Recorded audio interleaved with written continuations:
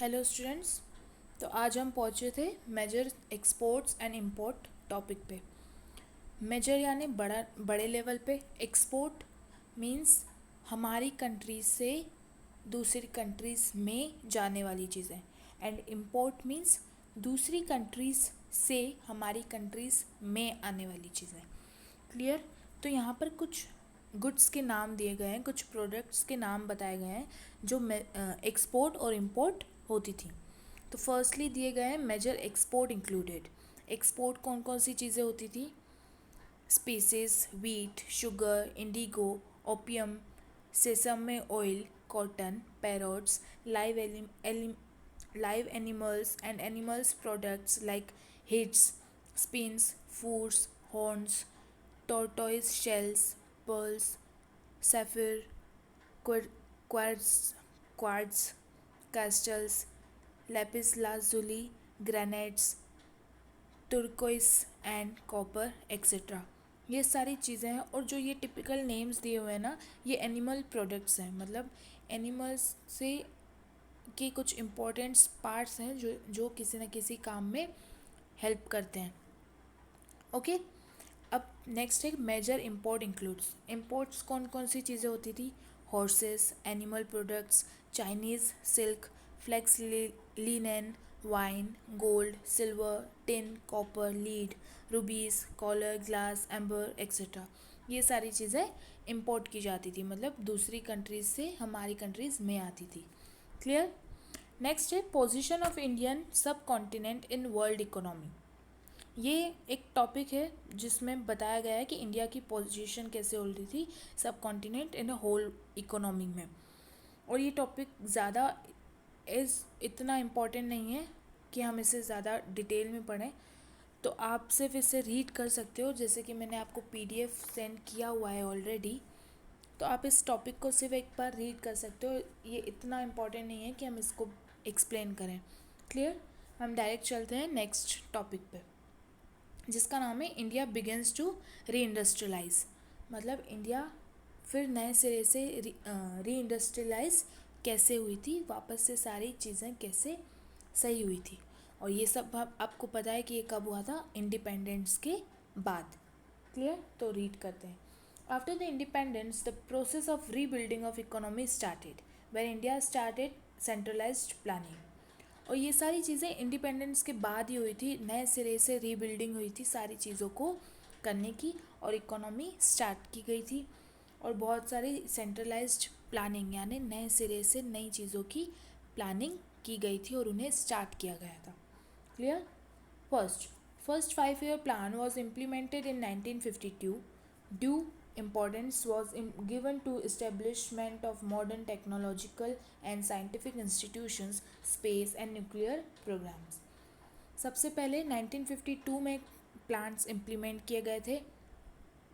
क्यों? क्योंकि उस टाइम पे बहुत सारी चीज़ों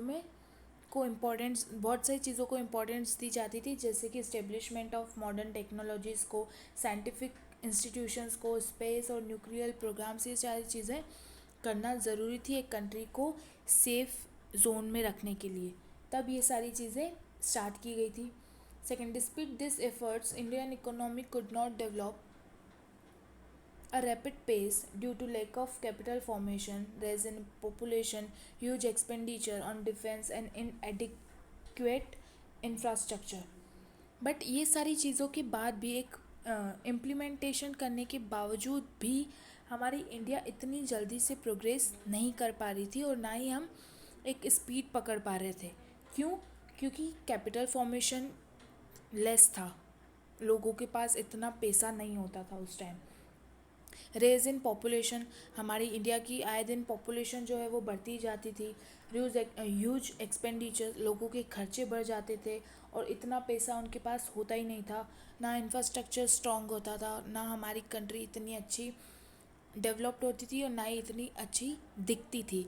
इसीलिए ये सारी चीज़ें पॉसिबल नहीं होती थी उस वक्त में। Third, as a result, India relied heavily on borrowing from foreign sources and finally agreed to economic liberalization in 1991. और यही सारी चीज़ों को देखकर India at the end India ने सोचा, और इंडिया जो कंट्री है उसने फॉरेन सोर्सेज की हेल्प ली और कुछ फॉरेन कंट्रीज़ के चीज़ों को अपनी कंट्रीज़ में लगा कर मंगवा कर उन्हें जैसे तैसे चलाने की कोशिश की इन 1991 में. Okay. Fourth, the Indian economy is one of the fastest growing economics in the world. और उस फेज़ के बाद इंडिया एक बढ़ना चालू, इंडिया जो कंट्री है हमने उसने बढ़ना चालू किया डेवलपमेंट की तरफ और वो फास्ट फॉर्म में ग्रो करती गई. Rising income, saving, investment opportunities, increased domestic consumption, and younger population ensure growth for decades to come. और इन सब के बाद इनकम राइज होती गई, सेविंग्स होती गई, लोगों ने इन्वेस्टमेंट करना स्टार्ट कर दिए, डोमेस्टिक कंजप्शन बढ़ता गया हमारा, और जो यंगर पॉपुलेशन थी उन्होंने अपने नए तरीके से नया माइंड के थ्रू चीज़ें और इजीली करना स्टार्ट कर दी और हमें ग्रोथ मिलती गई. Sixth, the high growth sector has been identified which are likely to grow and rapid pace world over. और एक हमारा इंडिया जो है एक हाई ग्रोथ सेक्टर बन गया और रैपिड पेस, मतलब रैपिड का मतलब होता है जल्दी से, और ग्रोथ करने लग गया. क्लियर? ऑल ओवर वर्ल्ड में. Seven, the recent initiative of governments such as Make in India, Skill India, Digital India and roll of out of foreign trade policies is expected to help economy in terms of export and import on and trade balance. और इन्हीं सब के बाद कुछ चीज़ें government ने निकाली, कुछ इनिशिएटिव्स निकाले, मतलब लोगों को जागरूक करने के लिए कुछ मुद्दे निकाले जैसे make in India, skill India, digital India, ताकि लोग और जागरूक हों और इसे और आगे बढ़ाने में हेल्प कर सकें, जिससे क्या हुआ हमारी इकोनॉमिक के टर्म्स जो हैं वो बढ़े और एक्सपोर्ट और इंपोर्ट का जो ट्रेड बैलेंस है वो भी अच्छे से हो पाया. क्लियर? नेक्स्ट है मेक इन इंडिया. अब ऐसी कौन कौन सी चीज़ थी जो इंडिया में बनी और बनना चालू हुई जिसकी वजह से फॉरेन कंट्रीज़ जो हैं वो हमारे साथ प्रोडक्ट्स को एक्सचेंज करने में कैपेबल रही. Making India is an initiative launched by a government of India on 25th September 2014 to encourage national as well as multinational companies to manufacture their products in India. ये सब चीज़ें बनाई चालू की गई 25th ऑफ September 2014 में. और क्यों की गई? ताकि नेशनल कंपनीज़ जो हैं, सॉरी जो फॉरेन कंपनीज़ हैं, नेशनल और मल्टीनेशनल कंपनीज़ इंटरनेशनल लेवल पे, उन सबको एक होता है ना अट्रैक्ट करने का तरीका, ताकि वो हमारे इंडिया, हमारी कंट्री में अपने गुड्स को है वो प्रोड्यूस करें और मैन्युफैक्चर कर पाए. Clear? The major objects of making India initiative are job creation, skill enhancement in 25 sector of economy which are as follows. और ये सब करने का मेन मेजर ऑब्जेक्टिव था जो मेक इन इंडिया में के दौरान किया गया था, ताकि लोगों को जॉब क्रिएशन मिल सके, यानी अलग अलग तरीके की जॉब्स और भी अच्छे तरीके से मिल सके और उनकी जो स्किल्स हैं, जो नॉलेज है उनका, वो और इन्हेंस कर सके, मतलब और नए तरीके से अच्छे तरीके से बढ़ सके. और इसी के लिए 24 सेक्टर्स बनाए गए जिनकी हेल्प से लोगों को काम भी मिल सकता था और उनकी जो स्किल्स हैं वो भी इन्हेंस हो सकती थी. तो वो 25 सेक्टर्स कौन कौन से थे? फर्स्ट है automobile, second automobile components, third है aviation, fourth biotechnology, chemicals, constructions, defence manufacturing, electrical machinery, electronic system, food processing, information technology and business process management, leather, media and entertainment, mining, oil and gas, pharmaceuticals, port and shipping, railway, renewable energy, road and highways, space and astronomy, textiles and garments, thermal power, tourism and hospitality and wellness.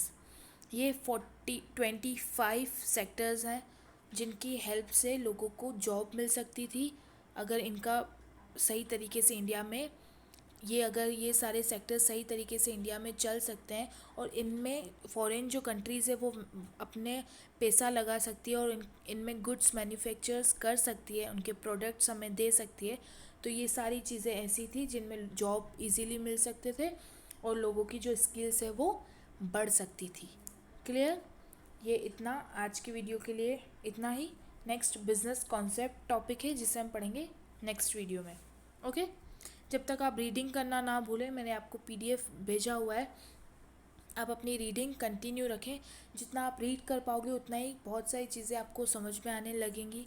कुछ अगर आपको जो बड़े और heavy words हैं, जो difficult words हैं, उन्हें आप सर्च कर सकते हैं, उनके मीनिंग्स आप निकाल के अंडरलाइन करके उन्हें एक कॉपी में, अगर आपके पास बुक तो अभी अवेलेबल नहीं होगी, कुछ लोगों के पास हो सकती है, बट अगर जिसके पास नहीं है वो अपनी एक कॉपी में कुछ टिपिकल वर्ड्स को लेकर उनके डेफिनेशंस भी और या फिर उनके मीनिंग्स बनाकर लिख सकते हैं। और अभी तक जितना एक्सप्लेन किया गया है उसमें से आप मेन टॉपिक्स को निकाल के एज ए नोट्स की तरह भी बना सकते हैं। क्लियर? तो आप अपना ये वर्क घर पे भी चालू रखिए ताकि आपको और समझने में इजीली सही हो। ओके, इजी हो।